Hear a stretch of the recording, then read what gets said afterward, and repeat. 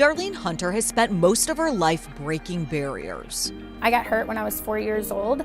She was riding a road grader with her father when they hit a pothole, knocking her to the ground and pinning her behind the wheels.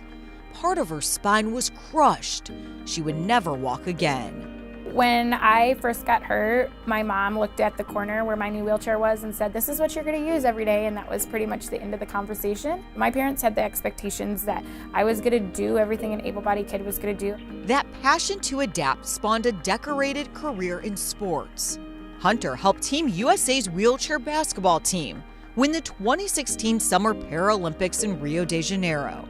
I've got to represent my country, which I never thought I was going to be able to do, and I've met amazing people, all because of adapted sports.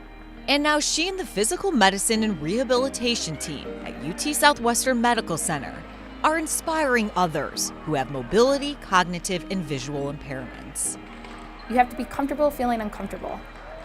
I'm a type 1 diabetic, and when I was younger, I was very involved in soccer, and after I was diagnosed with diabetes, I had a really hard time continuing to play, but I had a wonderful healthcare team that supported me, and I really wanted to be that type of support for my patients.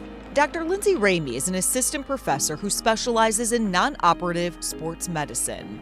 Exercise is medicine for every single person, and we need to provide that medicine. We're doctors, and that's our job.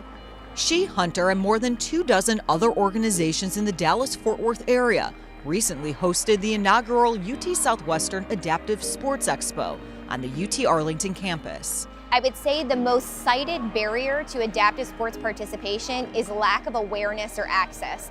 That's really our goal, is to broaden the accessibility and knowledge about adaptive sports and recreation in the DFW area. Dr. Jason Smith is a rehabilitation psychologist at UT Southwestern. As a psychologist, what I really am looking at is improving people's quality of life.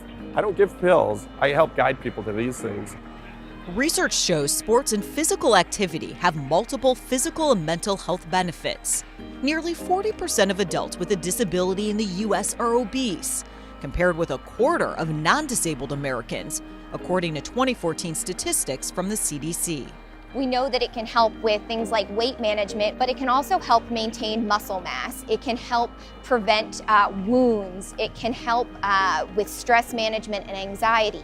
One of our experts who's in our psychiatry department has research on exercise involvement and how it helps treat symptoms of depression. Great for the mind, body, and spirit. Hunter is living proof. Even if you suffer from disabilities, you can be good as gold. Well, with the kids, we always want them to know what they can accomplish, and we just really want them to understand that they're no different than anybody else. They just do things differently.